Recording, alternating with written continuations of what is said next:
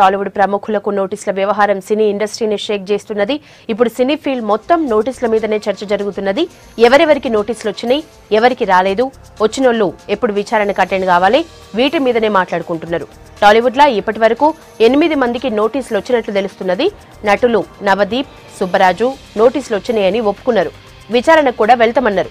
ఇక మిగిలిన వాళ్ళల్లా తనీష్, నందు, ఆర్ట్ డైరెక్టర్ చిన్న తమకు నోటీసులు రాలేదని చెప్తున్నారు. తనకు డ్రగ్స్ దందాతోని ఏ సంబంధం లేదన్నాడు టాలీవుడ్ నటుడు నందు. ఎవరో రూమర్ క్రియేట్ చేస్తే దాన్ని పట్టుకుని తన మీద తప్పుడు ప్రచారం చేసుడు మంచిది కాదన్నాడు. నాంపల్ ఎక్సైజ్ ఆఫీస్ కి పోయిన నందు తనకు ఎవరి నుంచి నోటీసులు అందలేదని చెప్పిండు. రూమర్ల కారణంగా తన కెరియర్ పాడైతే బాధ్యత ఎవరిదన్నాడు నందు. వినండి, నాకు ఎటువంటి నోటీసులు రాలేదు. అన్నెసెసరీ రూమర్స్ వచ్చాయి కాబట్టి డైరెక్ట్ గా ఒకసారి పోలీసులని నేనే ఆశ్రయించి, సార్ ఇట్లా మీరు ఏం చెప్పకుండా నాకు నోటీస్ పంపించకుండా నా పేరు వస్తుంది, నా కెరీర్ కి బ్యాడ్ అవుతుంది, నా ఫ్యామిలీకి ఎఫెక్ట్ అవుతుంది.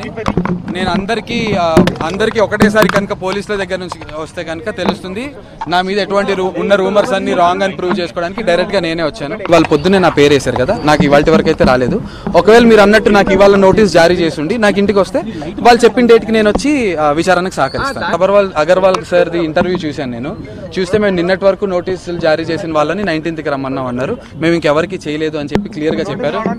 ఇప్పుడు నోటీస్ వచ్చింది అనుకోండి, మీరు అన్నారు కదన్నా, ఒకవేళ మనకి వాళ్ళు పంపించారు 2 days పడుతుంది. 2 days పట్టాక మనల్ని రమ్మన్నారు అనుకోండి, నేను దాన్ని ఎలా ఎదుర్కోవాలి? నాకు ఓన్లీ ఉన్న సోర్స్ నేను చేయలేదని నోరుతో చెప్పడం కాదు, ఇది చేస్తే మనకి బ్లడ్ లో ఉంటుంది. సో నేను బ్లడ్ టెస్ట్ చేయించుకోవడానికి. గుమ్మడికాయ దొంగ ఎవరు అంటే భుజాలు తడుముకున్నట్టు అని ఇప్పుడు అంటున్నారు. నేను కనుక తడుముకోకపోతే కాముగా ఉన్నాడంటే వీడు నిజంగానే చేశాడని కూడా అన్నారు పొద్దున్నాను. నాకు ఏం చేయాలో, ఇప్పుడు నేను చిన్నపిల్లడిని, నాకు ఏం చేయని పరిస్థితి. పోలీసులను ఆశ్రయించి డైరెక్ట్ గా మనం ఆన్సర్ తీసుకోవాలని వచ్చాను. అర్థమైందన్నా? నేను చెప్పింది ఏంటంటే, మనం తప్పు చేస్తే మరి ఉండాలి కదన్నా, తప్పు చేస్తే ఉండాలి కదా. నేను తప్పు చేయలేదు, బ్లడ్ టెస్ట్ కి రెడీ.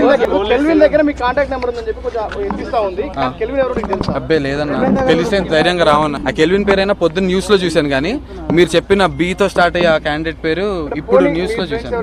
ఒకవేళ అబ్బాయి దగ్గర నా నెంబర్ ఒకవేళ సేవ్ అయి ఉంటే అదొకటి ఆరోపణ అవుతుంది. నాకు ఫోన్లు చేసో, నేను ఫోన్లు చేసో, నాకు మెసేజ్లు చేసో, నేను మెసేజ్లు చేస్తే మనది రాంగ్ అవుద్ది. అలాంటివి అయితే 100% ఉండవని నాకు తెలుసు.